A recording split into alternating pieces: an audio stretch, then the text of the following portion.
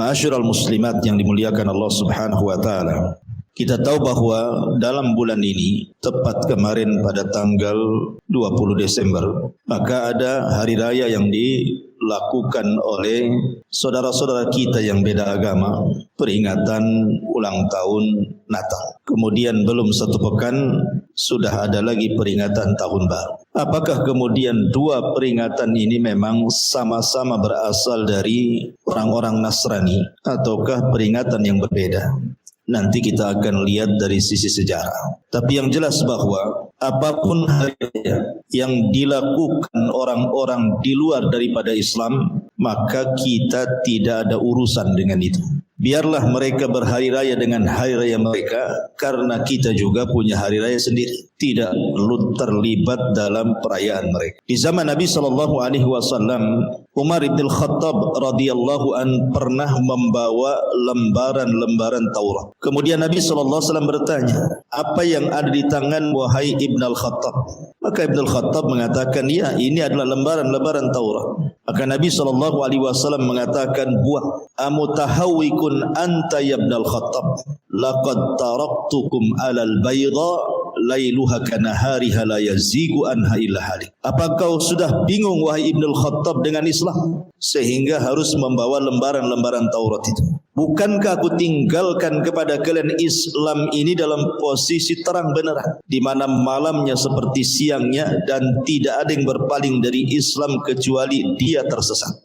Ini ucapan Nabi kepada Umar. Yang ingin saya katakan, kita tahu bahwa Umar adalah Umar bin Khattab radhiyallahu anhu, yang disabdakan Nabi SAW, kebenaran berjalan di lisan dan hatinya, yang tidak ada satupun jalan ketika berpapasan dengan syaitan, syaitannya yang lari dari Umar. Dan dia adalah seorang yang mulham, diberikan ilham oleh Allah, setiap ucapannya turun wahyu menguatkannya. Itulah Umar. Tetapi walaupun demikian, orang secerdas Umar, orang sehebat Umar, yang tidak ada Umar setelah Umar bin Khattab radhiyallahu anhu sampai hari ini, dikhawatirkan oleh Nabi SAW agamanya ketika di tangannya memegang lembaran-lembaran Taurat. Rasul khawatir. Padahal itu Umar. Pertanyaannya, bagaimana dengan selain Umar? Selain Ibnul Khattab, kita ini yang Nabi SAW khawatir dengan fitnah kepada agama Umar, tentu Nabi SAW lebih khawatir tentang agama kita. Makanya 14 abad yang silam Nabi SAW itu sudah memperingatkan, jangan mengikuti tata cara umat sebelum kita. Maksudnya orang Yahudi dan Nasrani. Sebab kalau Umar saja dikhawatirkan oleh Rasul agamanya, apalagi kita yang kemudian sejengkal demi sejengkal, sehasta demi sehasta mengikuti tata cara mereka, akhirnya tertanam kecintaan kepada mereka. Kata Nabi SAW, la tattabi'anna sanana man kana qablakum shibran bi shibrin wa dhira'an bi dhira'in hatta law dakhalu juhra dhabbin la dakhaltu. Kata Nabi SAW, kalian kelak akan mengikuti tata cara umat sebelum kalian, sejengkal demi sejengkal, sehasta demi sehasta, hatta sekalipun mereka masuk ke lubang biawak yang berkelok di padang pasir sekalipun, kalian ikut di belakangnya. Sahabat bertanya, Rasul, apakah yang anda maksud Yahudi dan Nasrani? Maka Rasul mengatakan, kalau bukan mereka siapa lagi? Kalau bukan mereka siapa lagi? Maka Nabi SAW sudah memperingatkan jauh-jauh hari, jangan mengikuti tata cara yang mereka lakukan. Maka hari ini terbukti ucapan Nabi SAW kan, bukan hanya cara bicara, cara berjalan, cara berpenampilan, cara berpakaian, sampai kepada ikut terlibat dalam perayaan yang hakikatnya perayaan itu adalah ada unsur ideologi di dalamnya, dan ideologinya sangat bertentangan dengan ideologi yang kita anut umat Islam. Dari sini ma'asyiral muslimat yang dimuliakan Allah Subhanahu wa taala, maka takutlah kita kepada Allah Subhanahu wa taala dan muliakan agama kita sendiri. Makanya Umar bin Khattab pernah mengatakan bahwa siapapun yang mencari kemuliaan selain daripada Islam, Allah akan hinakan dia. Apa kata beliau? Wa man yabtaghi izzata bi ghairi ma a'azzana Allah adzallana Allah.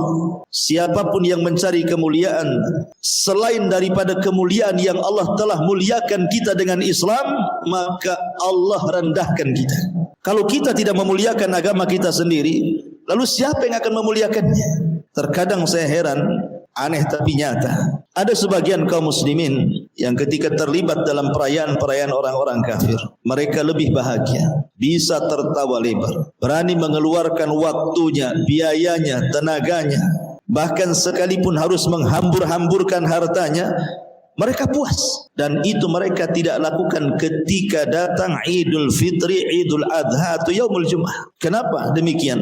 Karena kecintaan kepada Islam sudah dicabut. Kalau orang sudah menanamkan kecintaan kepada selain Islam, maka dia akan kurang kecintaannya ke dalam Islam. Itulah yang kita khawatirkan jatuh kepada permasalahan al-wala wal bara. Ini masalahnya di sini. Ma'asyiral muslimat yang dimuliakan Allah Subhanahu wa taala. Contoh saja, kemarin pada tanggal 25 Desember, saudara kita yang beda agama dari kalangan Nasrani melakukan hari raya. Karena setiap agama itu punya hari raya.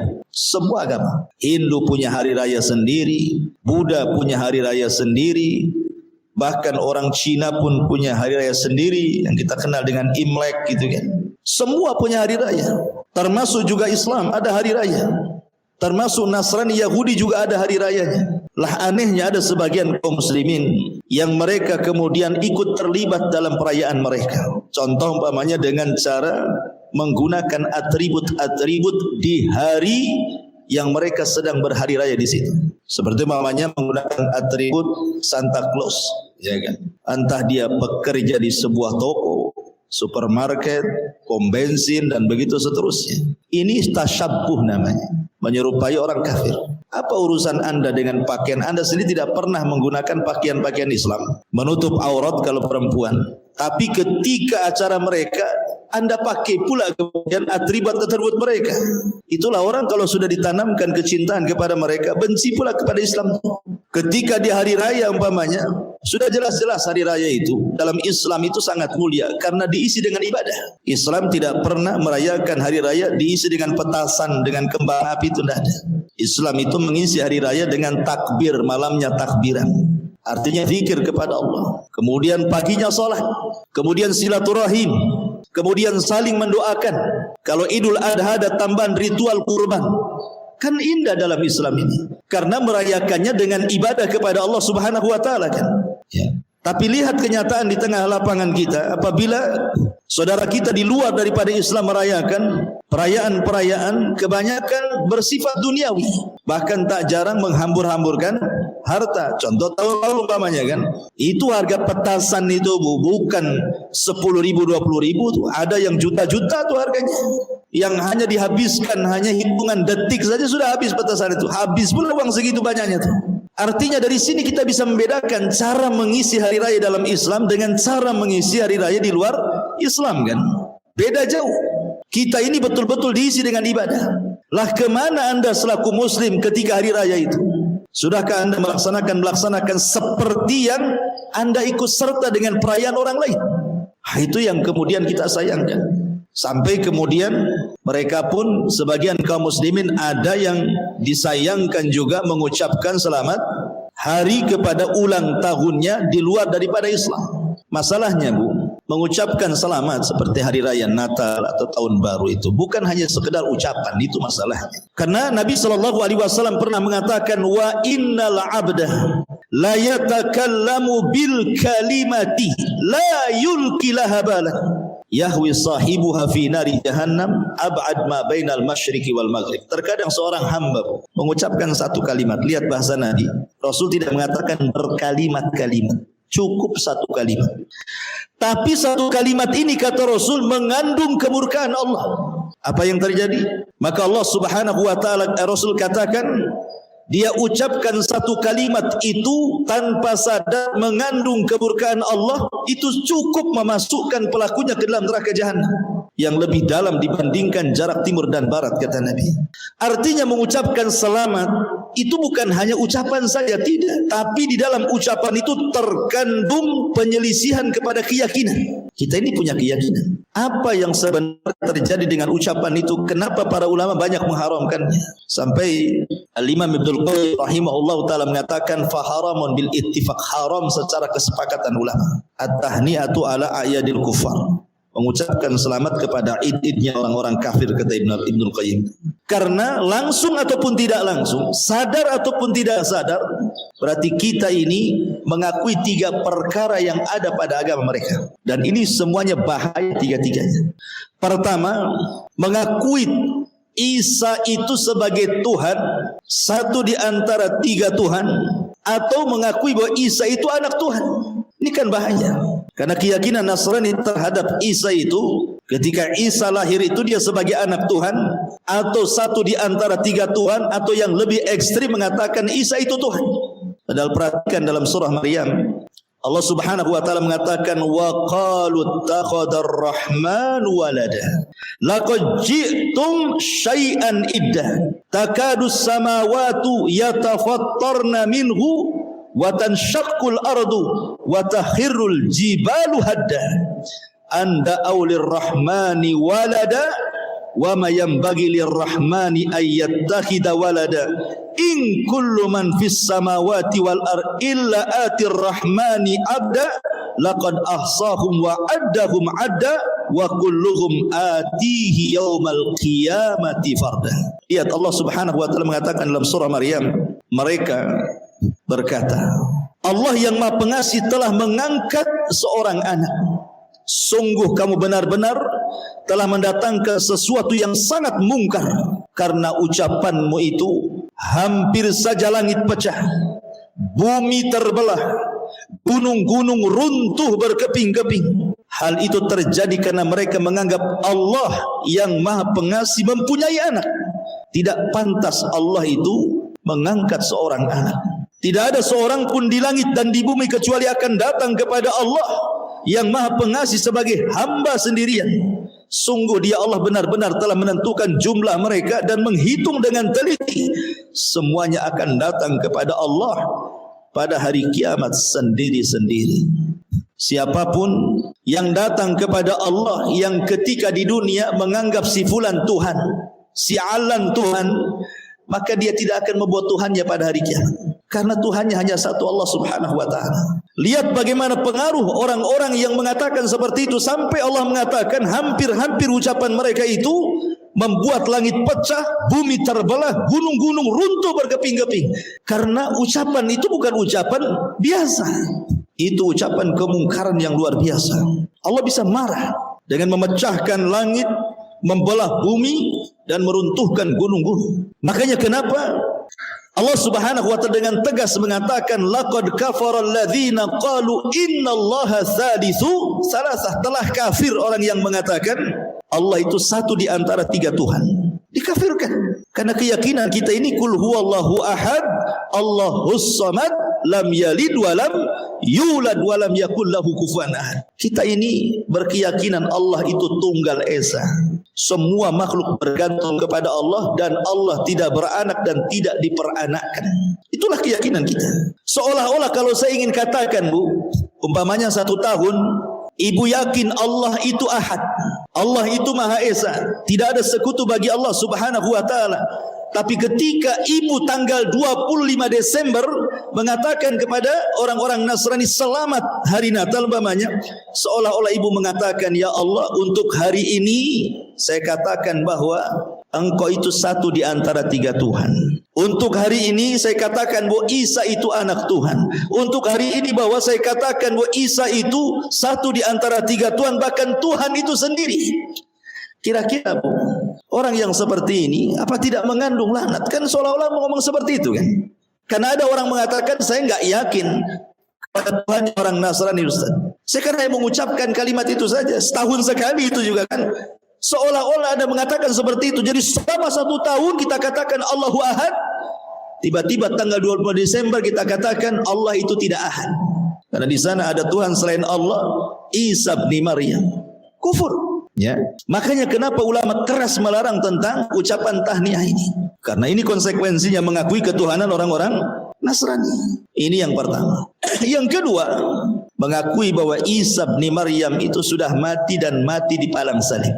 Dan ini bertentangan dengan kaidah dalam Al-Quran bahwa Isa itu tidak meninggal. Isa itu masih hidup. Itu keyakinan kita kaum muslimin. Dan yang menghabarkan Isa itu masih hidup bukan Nabi Muhammad SAW, tapi Allah sendiri yang mengatakan. Ketika orang-orang Yahudi mengatakan qatalna al-Masih Isa bin Maryam, kami sudah membunuh Al-Masih Isa bin Maryam, apa kata Allah? Wa ma qataluhu, mereka tidak membunuhnya. Wa ma sallabuhu, mereka tidak menggantung di tiang salib. Walakin syubbiha lahu, tetapi Isa diserupakan dengan muridnya. Bal rafa'ahu Allahu ila sama, Allah angkat Isa ke langit dan Isa sekarang berada di langit kedua. Karena Rasul pernah berjumpa dengan dia pada peristiwa Isra Mi'raj, dan akan turun di akhir zaman sebagai hamba Allah, bukan sebagai Tuhan. Makanya kenapa Nabi SAW selalu mempertegas dalam hadis Nabi SAW bahwa Isa itu Abdullahi wa Rasuluh. Isa itu hamba Allah dan Rasulnya, bukan Tuhan, bukan satu di antara 3 Tuhan, bukan pula anak Tuhan. Isa itu hamba Allah dan dia adalah Rasul Allah Subhanahu wa taala, sama dengan rasul-rasul Bani Israel yang diutus kepada Bani Israel. Soal kemudian dia terlahir tanpa bapa, maka Al-Quran juga sudah mengatakan inna mathala Isa kamathali Adam khalaqahu min turab. Permisalan Isa itu sama dengan Adam. Adam lebih hebat lagi, tanpa ayah dan bapa tercipta dengan kalimat kun fayakun, kan gitu. Tetapi Isa masih ada ibu. Makanya sering kita katakan Isa ibnu Maryam, dia anak Maryam, bukan anak Tuhan. Makanya Nabi selalu mengatakan man syahida alla ilaha illallah wahdahu la syarikalah wa anna Muhammadan abduhu wa rasuluh wa anna Isa abdullahi wa rasuluh. Siapa yang bersaksi bahwa tidak ada sembahan yang berhak disembah kecuali dia, tidak ada sekutu bagi dia, Muhammad hambanya dan rasulnya, begitu juga Isa hambanya dan rasulnya, maka di ujung hadis adkhalahullahu al-jannah ala ma kana minal amal, Allah akan masukkan ia ke dalam surga sesuai dengan perbuatan dan amalannya. Maka kita yakini Isa itu belum wafat. Kalau ibu katakan selamat kepada saudara kita orang Nasrani pada ulang tahun Natal mereka, sama saja ibu dengan meyakini keyakinan yang diyakini oleh mereka. Lalu apa bedanya ibu dengan mereka? Ya kan? Makanya Rasul mengatakan man tasyabbaha biqaumin fahuwa minhum, kan itu ya. Barang siapa yang tasyabbuh dengan sebuah kaum, maka anda termasuk kaum itu. Kemudian yang ketiga, tentang kelahiran Isa sendiri, itu masih diragukan. Akankah dia lahir pada 25 Desember? Ini diragukan, baik secara Injil ataupun Al-Quran. Karena di dalam Al-Quranul Karim Allah Subhanahu wa taala tegas-tegas mengatakan dalam surah Maryam, fanadaha min tahtiha alla tahzini qad ja'ala rabbuki tahtaki sariyah wa huzzi ilaiki bijid'in nakhlati tusaqit alayki rataban janiyah fakuli washrabi wa qarri aynan fa imma tarayanna minal bashari ahadan faquli inni nazartu lirrahmani sauman falam ukallimal yawma insiyah. Ketika Jibril berseru kepada Maryam dari tempat yang rendah, ada yang mengatakan yang berseru itu adalah Isa ketika lahir. Janganlah engkau bersedih wahai Maryam, sungguh Tuhanmu telah menjadikan anak sungai di bawah kakimu. Goyangkanlah pangkal pohon kurma itu ke arahmu, niscaya pohon-pohon akan menjatuhkan buah kurma yang matang kepadamu. Makanlah, minumlah, dan bersukacitalah engkau wahai Maryam. Jika engkau melihat seseorang, katakanlah sesungguhnya aku telah bernadar puasa, tidak bicara, untuk Tuhan yang Maha Pengasih. Oleh karena itulah aku tidak akan bicara dengan siapapun pada hari ini kepada manusia. Lihat, perhatikan, Di sini Maryam sedang melahirkan Isa. Kemudian Allah mengatakan, goyangkan pohon kurma itu, maka akan jatuh rotab kurma-kurma basah. Makanlah. Kurma basah itu tidak mungkin berbuah di bulan Desember. Karena kurma itu biasanya berbuah kalau tidak bulan 6, bulan 7 sampai bulan 8 saja. Di mana-mana. Kurma ini di bulan-bulan ini berbuahnya. Kalau bulan Desember enggak ada kurma yang berbuah. Artinya dari sini saja dipertanyakan kan begitu. Sementara Al-Quran mengatakan ketika Maryam melahirkan, dia menggoyang batang kurma, jatuh itu rotabnya. Artinya Maryam itu melahirkan antara bulan 6 sampai bulan 8 kan. Mungkin bulan 6-nya, mungkin bulan 7-nya, mungkin bulan 8-nya. Tidak ada bulan 12. Kemudian juga tidak ada salju. Karena dijelaskan dalam Injil itu sampai kambing-kambing berlarian gitu. Mana ada orang datang salju kemudian ternak kambing pula di salju. Apa yang dimakan? Ya kan gitu. Tutuplah rumputnya kan, dinginan. Ya. Artinya bahwa dari segi penanggalan saja mereka tidak bisa memastikan itu. Tanggal 25 Desember itu tidak ada. Mereka sendiri tidak bisa memastikan itu. Sehingga kemudian kita tidak tahu penanggalannya kapan kan. Tapi yang jelas Allah Subhanahu wa taala menjelaskan kapan Maryam lahir. Kapan Maryam melahirkan Isa. Sebutkan dalam surah Maryam. Sesuatu yang ragu-ragu dalam Islam ini kok kita ucapkan selamat, gimana ceritanya? Ya, makanya dari sini sudah kita katakan bahwa Islam punya acara sendiri, kalian punya acara sendiri, dan Islam mengajarkan kepada umatnya la ikraha fiddin, tidak ada ikrah paksaan dalam agama. Saya tidak memaksa Anda mengucapkan ulang tahun kami, tetapi tolong jangan paksa kami juga mengucapkan ulang tahun kami. Karena terkadang mereka sedang memancing-mancing. Kalau kita Idul Fitri, Idul Adha, buat mereka spanduk. Selamat dari kami untuk kalian. Supaya ketika mereka melakukan hari raya, hendaklah dilakukan yang sama. Buat juga lah spanduk untuk kami katanya. Soalnya kan seperti itu. Ya. Tapi masalahnya, saya lihat di YouTube, banyak juga kalau orang-orang Nasrani sendiri, ketika ada orang Islam tidak mengucapkan hari raya mereka, tidak sakit hati mereka. Bahkan mereka sebagiannya menghargai. Karena memang ini bukan ranah agama Islam, itu agama mereka kan gitu. Masalahnya sekarang yang sebel, yang sakit hati itu bukan orang Nasrani ke kita, orang Islam sendiri. Yang ketika kita umpamanya seperti ini, menyebutkan dalil-dalil fatwa-fatwa para ulama tentang haramnya mengucapkan tahniah ini, yang sewot itu bukan orang Nasrani, orang Islam sendiri. Bahkan ada di YouTube itu sampai merendahkan orang-orang para ulama yang memfatwakan tentang haramnya tahniah dan mengatakan itu pengetahuan sangat dangkal. Buktinya tidak ada di Quran, tidak ada di hadis itu tentang larangan itu. Seolah-olah dia memahami Quran itu letterlek seperti itu. Kalau tidak ada, ya enggak ada lafadznya itu maksudnya. Padahal Quran itu ada dalil yang bersifat umum, ada dalil bersifat khusus, ada namanya takyidul mutlak, ada takhsisul am, ada tafsir Quran dengan Quran, tafsir hadis kepada Quran, tafsir para sahabat. Ya memang lafadznya memang enggak ada. Kalau mereka mengatakan oh di Quran kan enggak ada lafadznya larangan, oh tidak boleh mengucapkan selamat. Tapi di Quran ada kata-kata walladzina la yashhaduna zura dalam surah Furqan. Ketika Allah Subhanahu wa taala menjelaskan tentang sifat-sifat ibadur rahman, apa kata Allah? Walladzina la yashhaduna zura.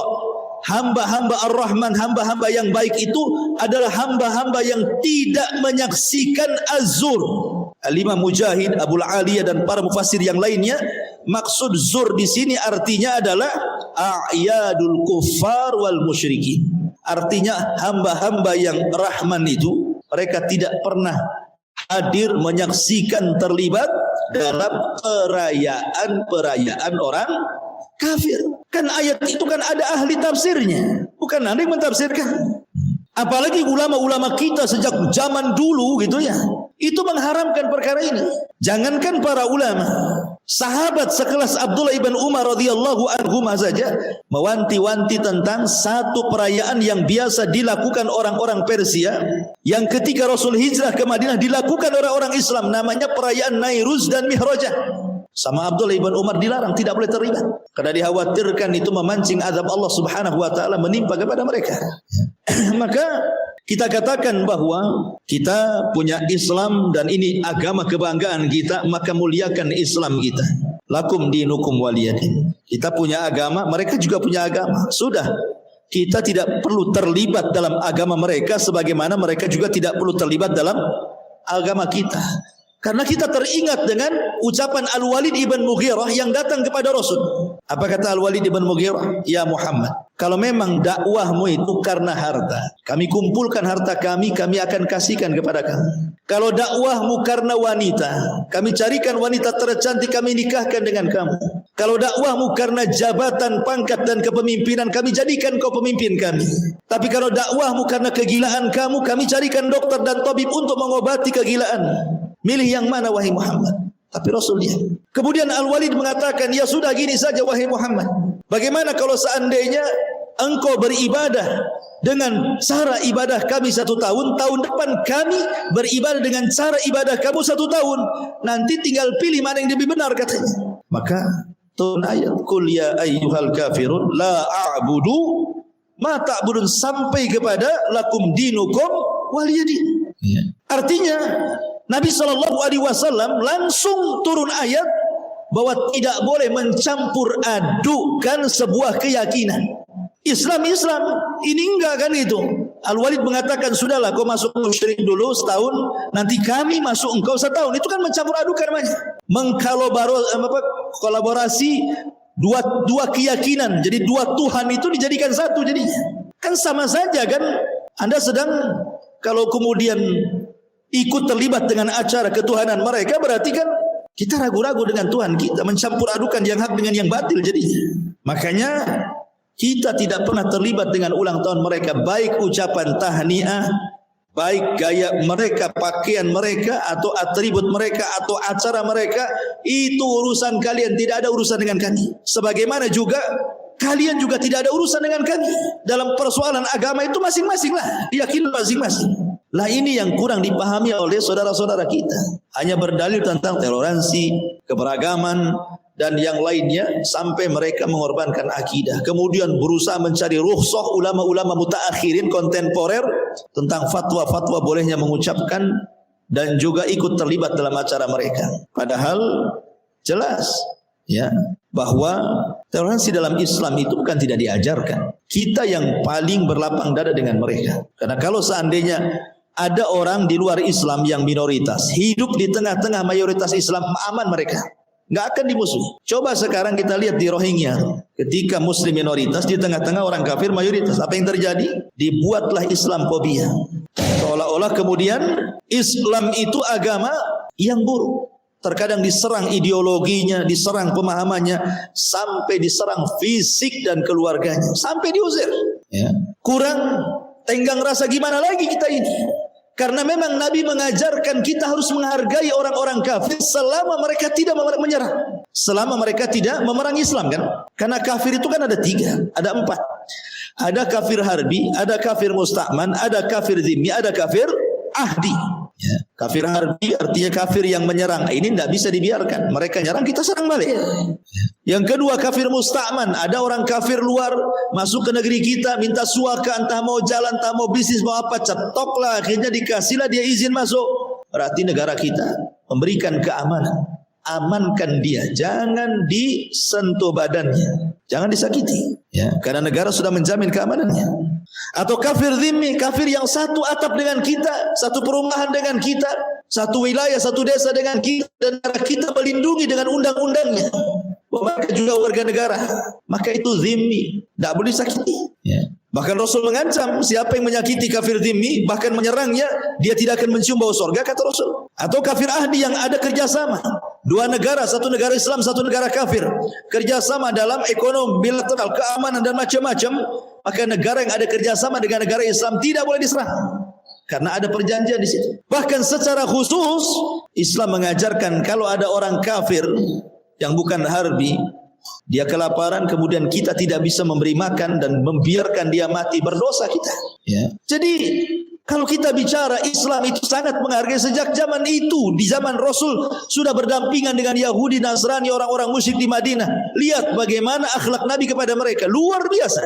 Justru orang Yahudi yang suka menyakiti Rasul sallallahu alaihi wasallam. Karena Islam bukan agama teroris, Islam bukan agama radikalis, Islam pula bukan agama sadis. Bukan seperti yang mereka katakan kalau tidak mengucapkan kalimat Natal, ekstremis itu katanya. Bukan ekstremis. Kita mengatakan yang hak itu hak, yang batil itu batil. Allahumma arinal haqqa haqqan warzuqna ittiba'ah. Ya Allah, anugerahkan, tampakkan kepada kami yang hak itu hak supaya kita bisa mengikutinya.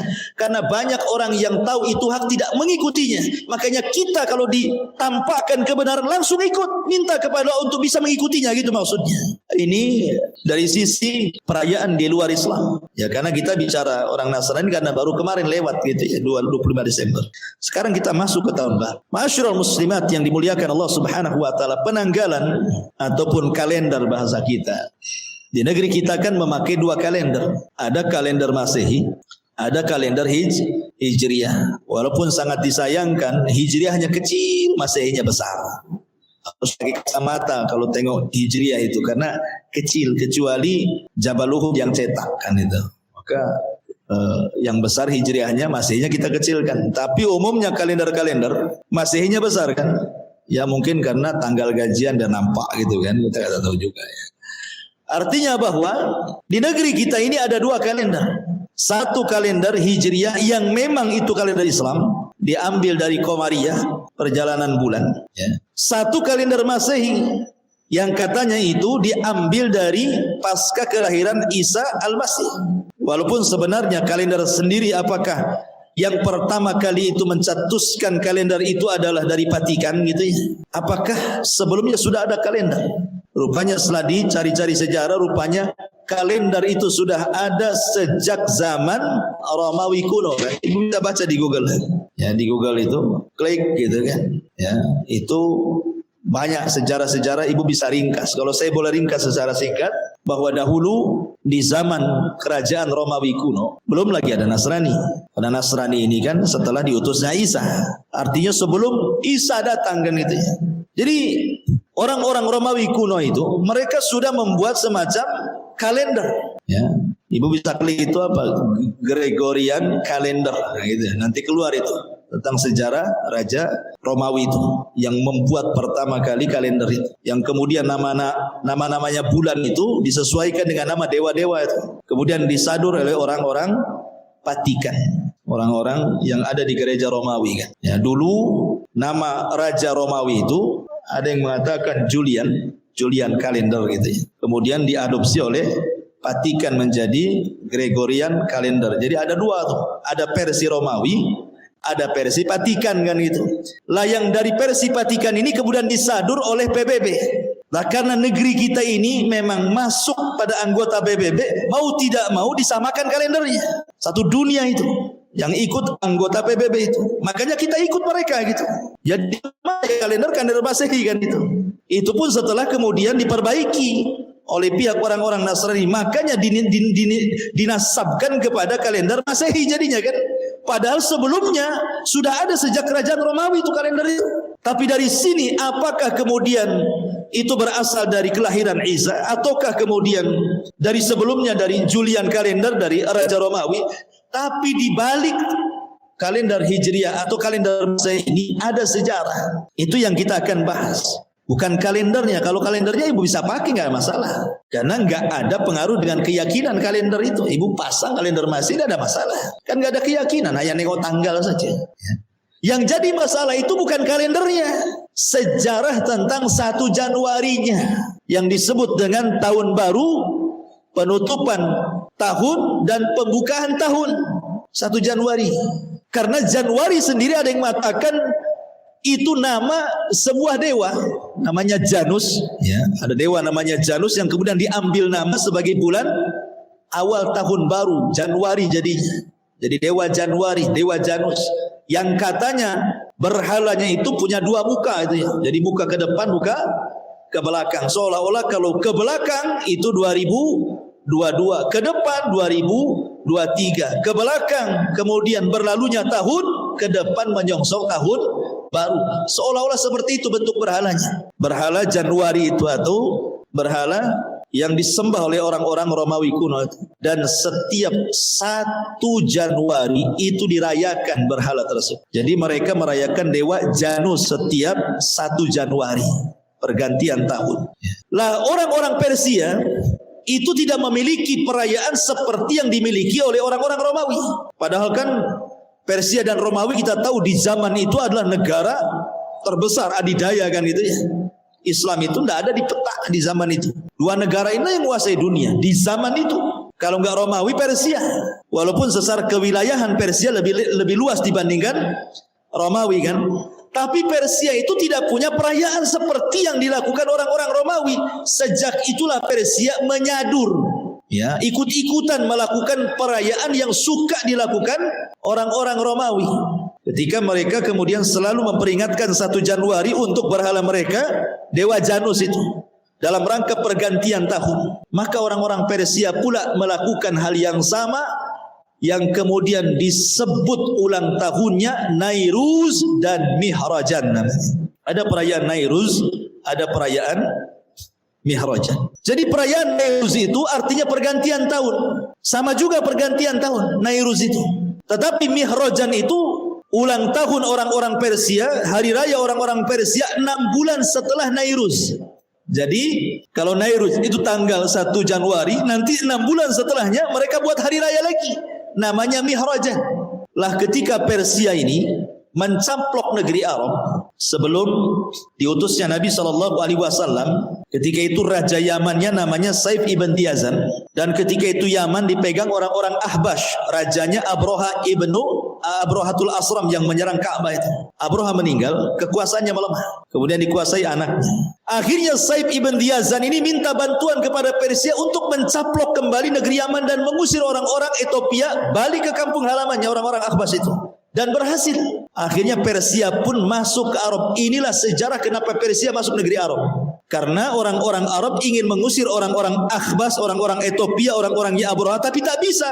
Terpaksa minta bantuan kepada Persia. Kenapa tidak ke Romawi minta bantuannya? Karena Abroha dengan Romawi agamanya sama-sama Nasrani. Tidak mungkin Nasrani menyerang Nasrani.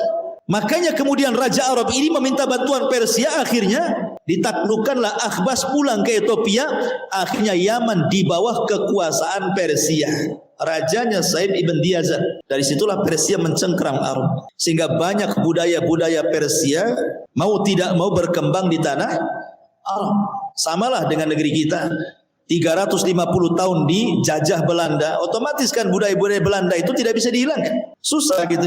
Apalagi Belanda sendiri kebanyakan mayoritas agama mereka Nasrani. Jadi biasa tahun baru biasa bagi mereka. Kemudian Natal juga biasa kan itu.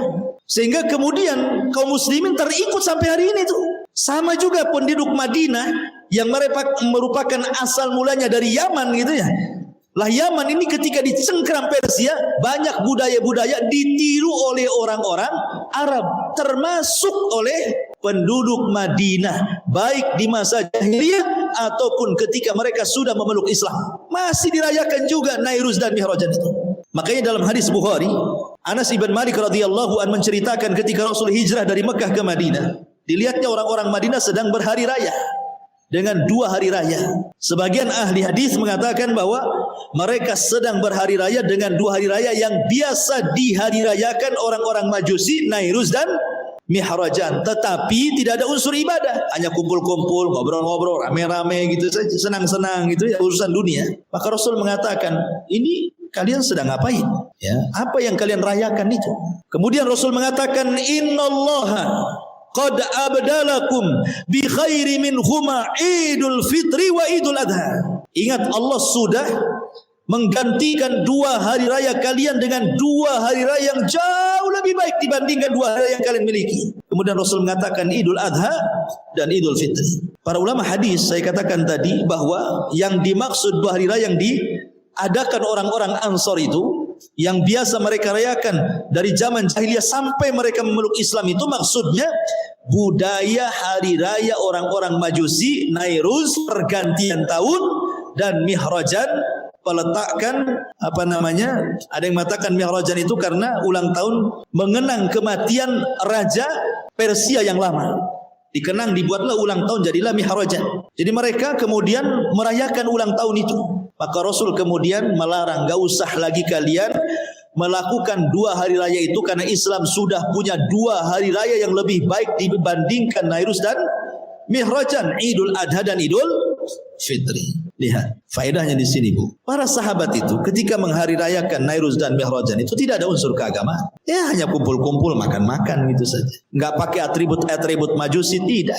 Mereka hanya bersenang-senang saja soal keduniaan. Tapi sama Nabi dilarang. Sama Nabi dilarang.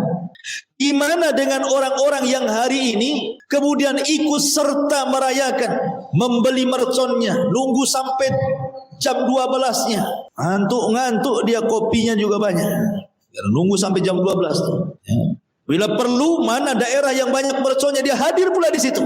Sambil kulineran di situ. Jadi sudah disiapkan, siangnya tidur biar malamnya begadang. Nah ini kan repot. Disiapkan tuh, sampai matanya disiapkan. Siangnya dia tidur tuh, supaya malamnya bisa sampai ke pukul 12 tuh. Ya, dia beli mercon pula, dia keluar pula hura-hura di situ. Belum lagi kemudian ikhtilatnya, maksiatnya, zinahnya, khomernya, macam-macamnya di situ kan. Gimana yang seperti ini? Kalau Nabi masih hidup di zaman sekarang sudah dilarang lah, lebih jauh dilarang dibandingkan apa yang dilakukan para sahabat tadi. Sahabat Nabi ini nggak ada maksiat-maksiatan, cuma kumpul-kumpul kan gitu ya. Hanya kumpul-kumpul, Rasul larang. Dari sini kita tahu bahwa alasan ini sebagai bantahan kepada orang, Ustaz saya kan yakin dengan Islam. Ya, saya mentauhidkan Allah, Muhammad nabiku, Islam agamaku. Masa saya mengucapkan selamat tahun baru mempengaruhi akidah saya, katanya. Kan saya nggak terpengaruh, katanya. Apa salahnya? Saya kan nggak mempengaruhi agama saya. Nabi loh. Ini di depannya para sahabat. Mungkin nggak sahabat terpengaruh dengan Majusi? Tidak. Apalagi hidupnya Rasul di depan mereka. Nggak mungkin sahabat terpengaruh dengan orang Majusi kan?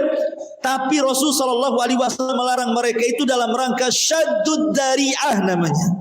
Kalau bahasa sederhananya, sebelum turun hujan Anda sudah beli payung. Jangan ketika hujan beli payung, ya sudah basah lah kan itu. Artinya sebelum kemudian tertanam loyalitas, kecintaan kepada mereka, dicegah dulu. Karena biasanya kalau sudah ikut-ikutan, akhirnya berakhir dengan tasyabbuh, menyerupai. Kalau sudah menyerupai, timbullah kecintaan, akhirnya tertanamlah loyalitas kepada mereka. Kalau sudah itu yang terjadi, habislah akidah kita. Ya. Itu makanya nggak usah ikut-ikut, ngapain pula ikut-ikut. Makanya nasihat saya kepada ibu-ibu yang punya anak gadis, anak bujang, ya, punya saudara laki-laki. Biasanya kan anak-anak tanggung-tanggung itu yang keluar itu. Kalau nenek-nenek ngapain pula keluar kan? Di rumah sajalah. Yang parahnya sudah nenek-nenek kemudian pegang petasan pula kan. Nenek-nenek pegang-pegang kembang api pula. Jadi nasihati, jangan, sudah nanti malam nih nggak perlu keluar, ngapain keluar? Kalau makan ya kayak biasa sajalah. Kalau mau keluar ke warung ya habis itu balik.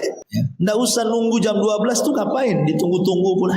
Karena bagaimanapun dari sisi madorotnya ya tahun baru itu, satu, langsung atau tidak langsung kita meletakkan loyalitas kepada acaranya orang-orang kafir. Yang kedua, tasyabbuh dengan mereka. Tanpa sadar kita menyerupai mereka.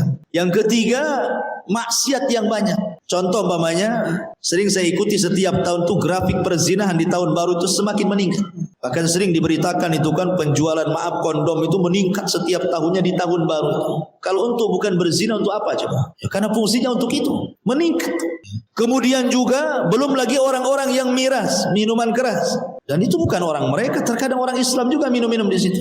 Kemudian menghambur-hamburkan uang coba. Makanya saya katakan tadi patasan itu bukan 1.000-2.000 perak harganya. Ada yang 100.000, ada yang 1 juta, ada yang lebih tuh. Berjuta-juta itu harga mercon tuh. Hanya untuk dinyalakan sejenak, kemudian sebentar nggak sampai 5 menit habis dia. Habislah 1 juta di kocek dia tuh. Kan mubazir itu. Belum lagi kemudian dia begadang sampai jam 12 malam. Rasul memakruhkan tidak boleh ngobrol setelah Isya. Kenapa? Supaya kita bisa bangun sepertiga malam akhir dan sholat subuh. Ya. Ini enggak sengaja begadang sampai 12 malam. Apa itu? Nobarnya, nonton bareng, ya kan? Di mana kan mesti di Batam ini kan ada tempat-tempat khusus tuh nyalain itu kan. Kumpul lah di situ tuh. Sampai jam 12. Itu nanti mulai start jam 12 baru mercon itu terus sampai jam 2 tuh. Baru ibu pulang, ngantuk pula jam 2 itu. Matahari malaikat turun sepertiga malam akhir, kita pula ngantuk. Subuh pula makin ngantuk. Ya. Lah ini kan madarat, dunianya madarat, agamanya pun madarat. Apa semacam hanya sebatas ibadah dan dunia saja? Tidak, akidahnya pun madarat. Karena ini bicara tentang iman dan kufur.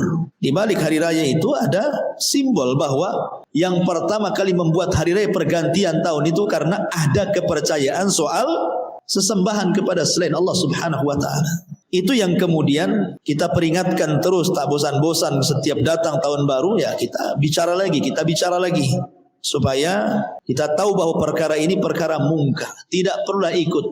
Yang namanya pergantian tahun itu sama dengan pergantian bulan. Apa bedanya? Ya, dari bulan ini ke bulan berikutnya, dari hari ini ke hari berikutnya, dari jam ini ke jam berikutnya, itu sama dengan tahun dari tahun ke tahun itu. Enggak ada bedanya.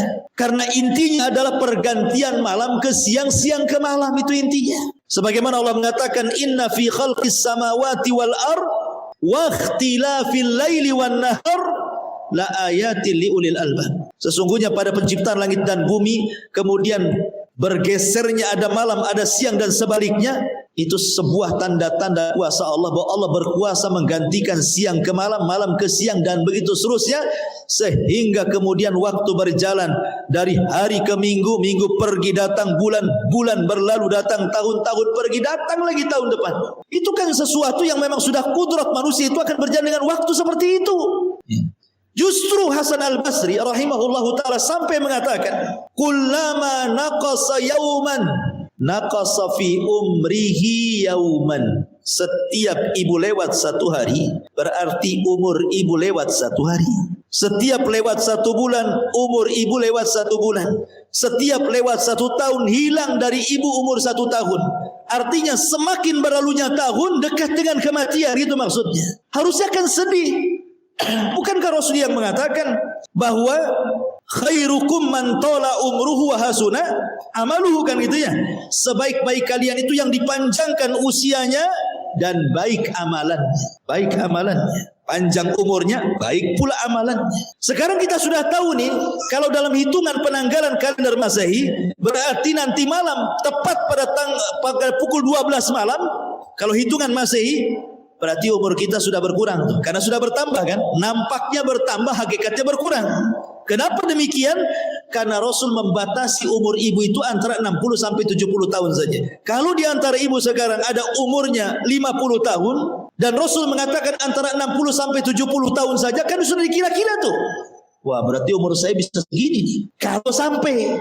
Nah, itu. Kadang-kadang belum sampai 60 tahun sudah meninggal. Kita tidak tahu usia kita kapan kan. Maka jangan pernah mengundang laknat di permulaan tahun. Sudah cukuplah akhir tahun ini banyak musibah di negeri kita ini. Macam-macam musibah. Gempa, banjir, gunung meletus, macam-macam. Mau diundang lagi laknat Allah di tahun baru ini? Bukankah musibah tidak mungkin datang kecuali karena kemurkaan Allah? Dan tidaklah Allah murka kecuali karena kemaksiatan. Yang kita khawatirkan bahwa seperti gempa, banjir, gunung meletus, angin puting beliung yang di akhir-akhir tahun ini hampir di semua daerah ada. Kenapa Allah kirimkan perkara-perkara seperti itu juga? Jawabannya cuma satu. Wa ma nursilu bil ayati illa takhwifa. Tidaklah kami mengutus ayat-ayat tanda-tanda adanya banjir, adanya gunung meletus, adanya ini, adanya itu, musibah-musibah itu, kecuali dalam rangka menakut-nakuti hambanya. Kalau nanti malam kemudian kita bermaksiat dalam rangka menjelang tahun baru, itu sama saja kita tidak takut dengan Allah yang menakut-nakuti kita. Lah kalau tidak takut kan kurang ajar.